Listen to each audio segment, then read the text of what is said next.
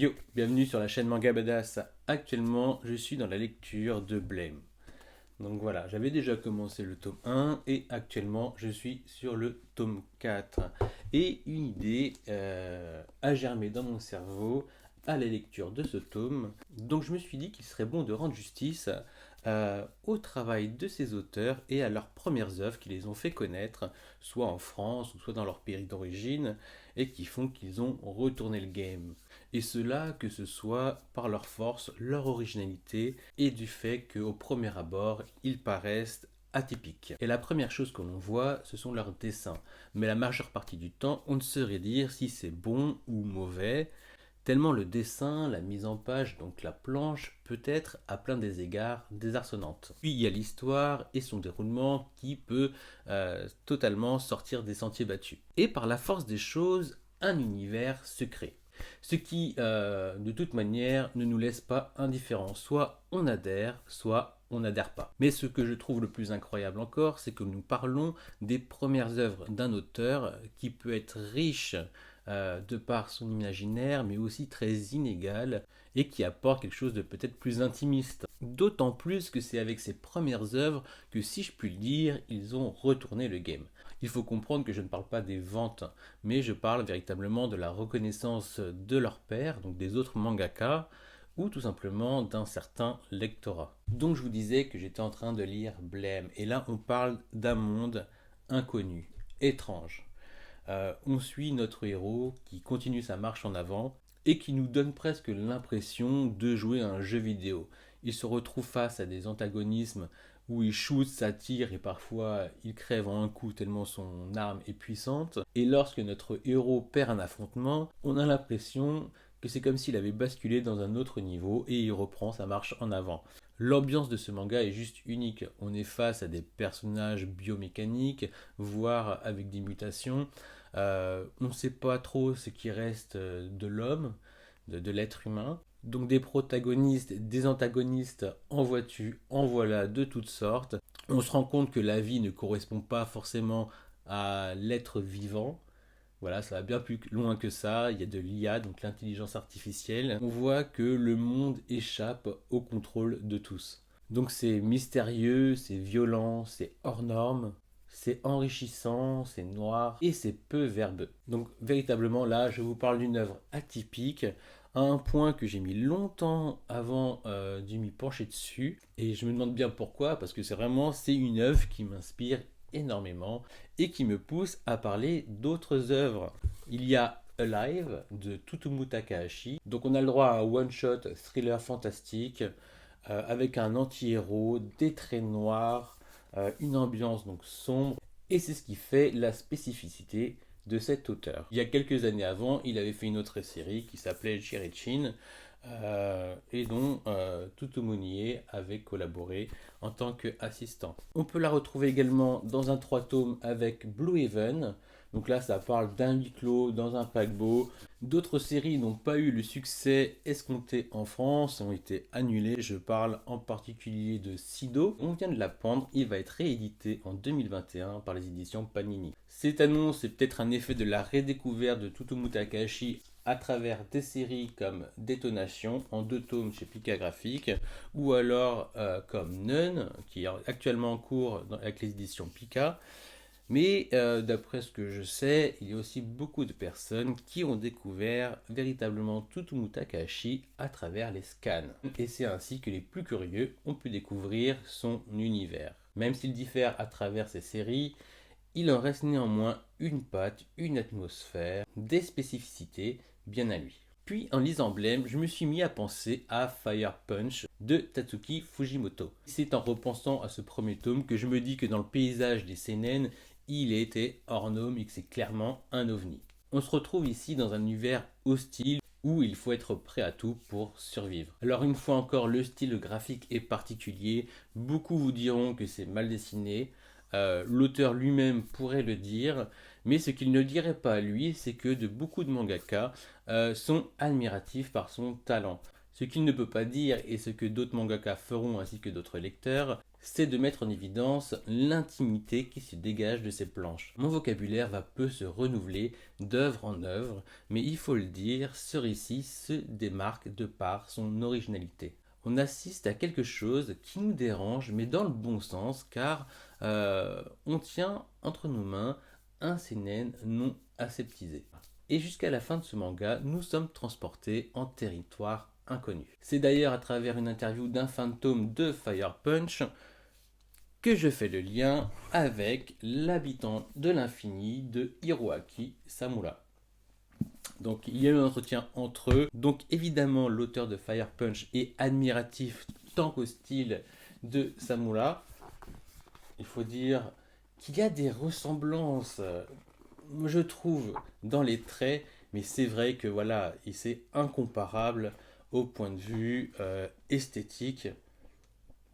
On a le droit également à de belles doubles pages. Non, vraiment, il y a une filiation, mais c'est vrai qu'au niveau du dessin pur, Hiroaki Samura est sans conteste quelqu'un qu'on peut admirer. Et c'est le cas donc de l'auteur de Fire Punch.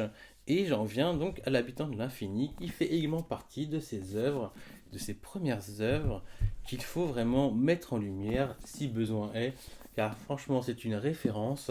On parle encore une fois d'immortels, un petit peu comme dans Fire Punch, immortels malgré eux, qui vont donc souffrir le martyre, à se faire zigouiller à tout va, l'un à se faire manger la chair, l'autre à se faire décapiter à force d'affrontements. Donc on a des personnages qui sont torturés, qui souffrent perpétuellement. Alors cette fois-ci, vous me direz que le décor est posé, il y a quelque chose de plus familier, du moins pour ceux qui lisent des histoires de Ronin, de samouraï, voire de ninja, et avec le Japon qui fait une transition historique. N'empêche qu'on est transporté dans une fable avec un immortel, sacré lourdement armé, certes. On aurait presque pu faire un parallèle avec une histoire de vampire, tellement il y a d'hémoglobine et de sang qui coule à flot. Et les personnages, bah oui, toujours les personnages, bah ils sont fort charismatiques. L'auteur a vraiment un don pour rendre les personnages féminins intéressants. Alors vous me direz, mais pourquoi ce manga-là et pas Vagabond ou Lone Wolf and Cub, qui lui aussi va être édité prochainement par Panini? Et ben je vous dirais tout simplement pour son côté fantastique, ce côté un petit peu où on ne sait pas où ça va aller. Donc j'aimerais vous parler de Number 5 qui est totalement hors norme, c'est un ovni. On sent l'inspiration de Moebius. Pour moi, lorsque je lis ça, j'ai l'impression de lire un rêve. Voilà. Il faut pouvoir entrer dedans. C'est quelque chose de vraiment, vraiment particulier. C'est moins sombre, mais c'est plus poétique peut-être. Mais en parlant des premières œuvres, parce que c'est ça aussi qui m'intéresse, Number 5 n'est pas sa première œuvre, mais Zero, donc un manga de boxe, et ce qu'il a fait en premier. Et au début, voilà, donc ça correspond tout à fait à ce que je vous dis. On a un style de dessin, on ne sait pas trop quoi en penser, on ne sait pas dire si c'est beau. Enfin voilà, ça nous désarçonne un petit peu. Puis au fur et à mesure de la lecture, on entre dans un univers, dans un monde, on se laisse vraiment transporter. Les scènes d'action, la poésie et l'ambiance si particulière de cette œuvre. Donc c'est ce que je vous disais, on parle d'œuvres où on glisse dans une certaine intimité. Et là, c'est vraiment une porte d'entrée donc au monde de Taiyo Matsumoto. En France, on l'a d'abord connu avec Amer Béton, et c'était la même chose. Donc c'est le même style graphique, mais un peu plus poussé. Donc un petit peu bordélique, on ne sait pas trop quoi en penser au début.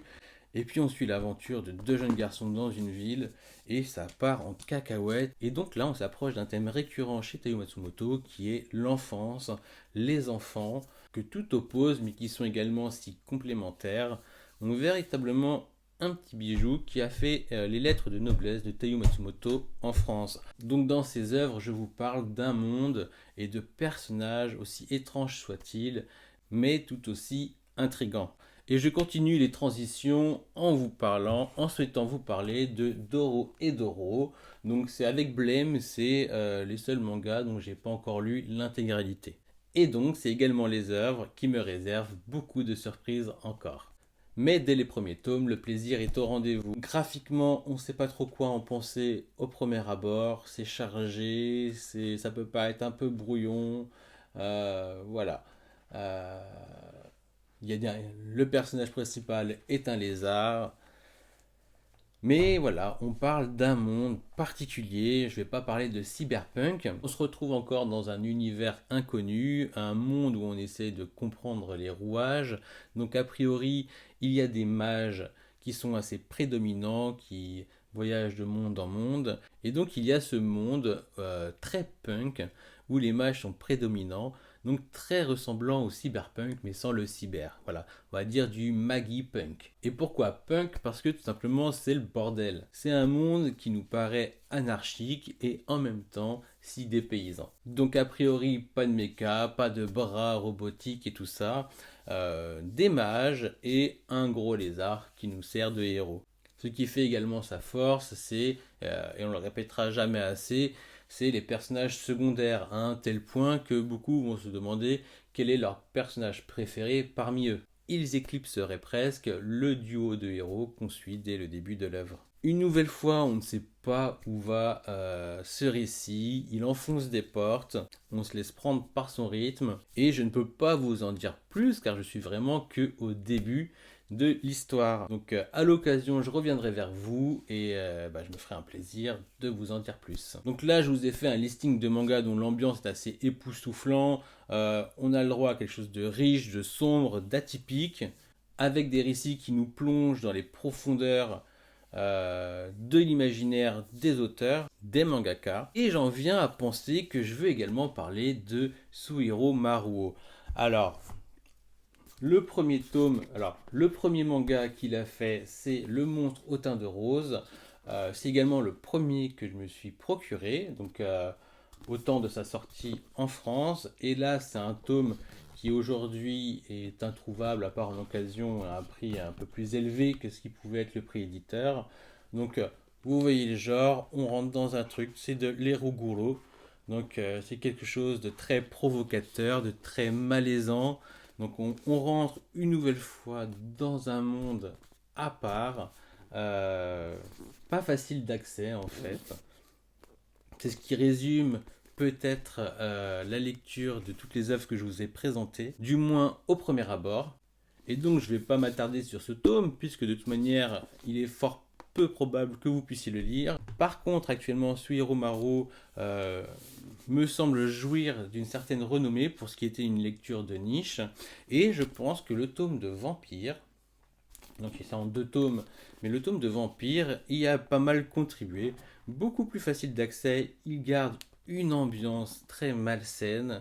Donc on a le droit à du viol, de la torture, du sexe, des comportements immoraux. Je vous ai déjà fait une vidéo sur ce manga, sur cet auteur, donc Suihiro Maruo, qui est le maître de l'eroguro, donc l'érotique et le grotesque. Et à cette lecture, vraiment, on part dans un autre lieu, une autre époque, un autre pays. On pourrait croire qu'on voyage dans le temps et que le récit est vrai. Pourtant, on nage dans le grotesque et c'est ça qui est splendide. Et c'est parce que ça va aussi loin, que c'est aussi gros, que c'est aussi violent, aussi dérangeant, que l'on peut se laisser à être mauvais. Je pourrais continuer encore longtemps, vous sortir de nombreux seinen. J'ai pensé à vous parler de Made in Abyss, à vous parler de To Your Eternity, de vous parler de Dead Dead Demon de Destruction, et j'en loupe certainement, même pourquoi je vous parlerai pas de Berserk, de Claymore pour leur Dark Fantasy.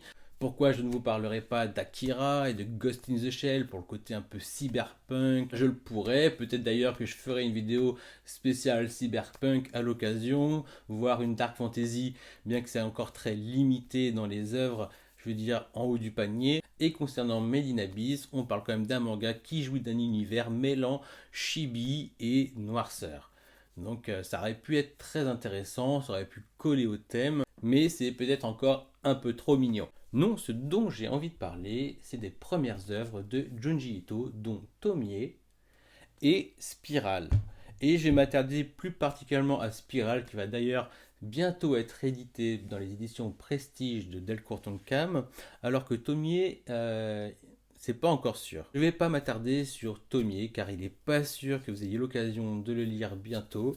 Il n'est pas sûr qu'il y ait une réédition, alors que Spiral, oui. J'aurais également pu vous parler de Kazuo Umezu, dont je n'ai lu que L'école emportée. Mais s'il fallait en choisir qu'un, c'est de Spiral que j'aimerais parler. Autant Tomie est son premier manga à une année près, autant Spiral est le manga qui m'a rendu littéralement fou. Et pour vous donner une idée de la puissance de cette œuvre, dites-vous que tout part à partir d'une boucle de cheveux pour faire ressortir un monde de spirales hypnotiques, de spirales agressives, omniprésentes. Je vous parle bien d'un chef-d'œuvre de l'horreur où on comprend plus rien, où on se laisse happer dans le tourbillon des spirales. Voilà, je pense avoir fait le tour de ce que m'a inspiré la lecture de Blême. Si de votre côté vous avez d'autres titres que vous inspire cette vidéo, n'hésitez pas à me les faire partager. Je suis toujours friand de découvertes ou de rappels, parce qu'il arrive que j'oublie certaines atmosphères, il arrive que j'oublie certaines lectures que j'ai eues, et donc je serai très content d'échanger cela avec vous dans les commentaires de cette vidéo. Alors si vous avez été marqué par des auteurs dont l'imaginaire est sombre, original, atypique, voire violent et inquiétant, sachant nous faire voyager et plonger dans un nouveau monde et nous perdre dans d'autres univers à l'image d'une lecture aussi époustouflante que nous procure Blême. Voilà, je vous dis à bientôt. Merci d'avoir pris le temps de regarder cette vidéo. Prenez soin de vous, lisez des mangas, achetez-en, collectionnez-les, abonnez-vous. N'hésitez pas à partager mes vidéos. Et puis, je vous dis à bientôt. Ciao!